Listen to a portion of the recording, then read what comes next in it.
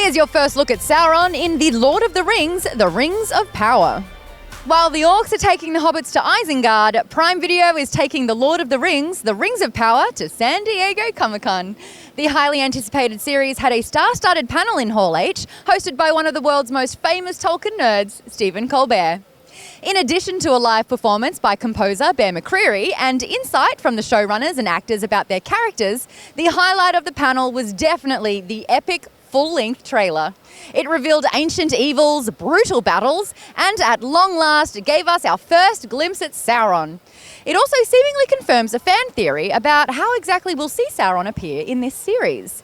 Now, in case your love of the Halfling Leaf has slowed your mind and you forgot, The Rings of Power will be a very different Lord of the Rings series. The Rings of Power is set during the Second Age of Middle-earth, thousands of years before the events of The Hobbit and the Lord of the Rings books. The trailer opens with Galadriel standing over a massive pile of elven helms in what appears to be the aftermath of the War of Wrath. This was the great battle where elves, men, and the Valar joined forces against Morgoth, the resident Dark Lord, before Sauron rose to power. While Gil-galad proclaims the beginning of their days of peace, Galadriel warns of a new evil awakening. Based on the three-pronged mark in the cave and that wicked-looking sword with black speech on the hilt that reforms in the young boy Theo's hands, that evil is Sauron. Perhaps the biggest reveal of the trailer was our first glimpse at Sauron in his terrifying black-armoured glory. Dude straight up claws his way through the floorboards. Clearly, he has already made a name for himself, at least among wizened old men in the realms of men to the south. This isn't the only form Sauron may appear in, though. Rumours of hot Sauron have abounded ever since the series was announced, and that mystery man with short white hair seems to be the Dark Lord himself in another guise. Played by Daniel Wayman, the character known only as the Stranger is the same person who emerges from the crater caused by that comet streaking across the night sky. During a clip shown at the panel, the comet crashes near the Harfoots' home. When they investigate, they discover the Stranger in the crater. The fires around him aren't hot when the Harfoot touches it. It's quite cool. After regaining consciousness, the Stranger lifts the rocks from the earth around him and all the fire goes out as he stands up.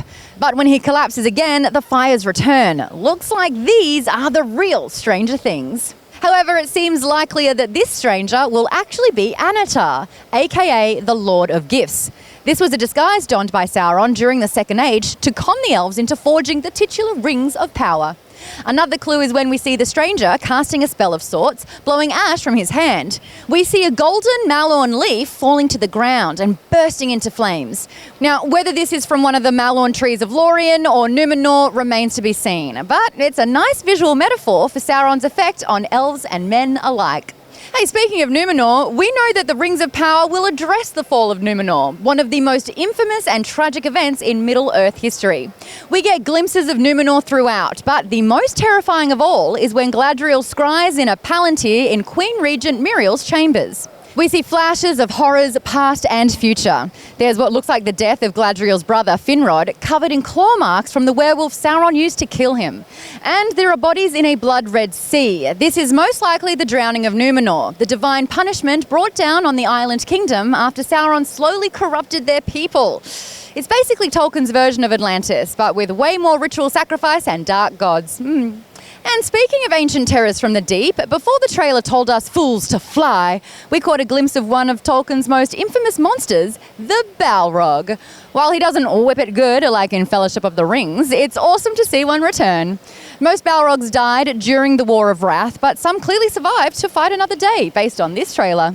Maybe this is Durin's Bane, the one who will take up residence in Khazad-dûm when the dwarves delve too greedily and too deep centuries later. Run! For more on the Rings of Power and everything you missed at the panel, Amy Ratcliffe has you covered over at Nerdist.com. We'll have even more updates from San Diego Comic-Con for you all weekend long. In the meantime, though, tell us, do you think that's secretly hot Sauron? What do you think of the new trailer? It's quite cool. Let us know in the comments below. And for the latest and greatest in pop culture, stay tuned to Nerdist.com.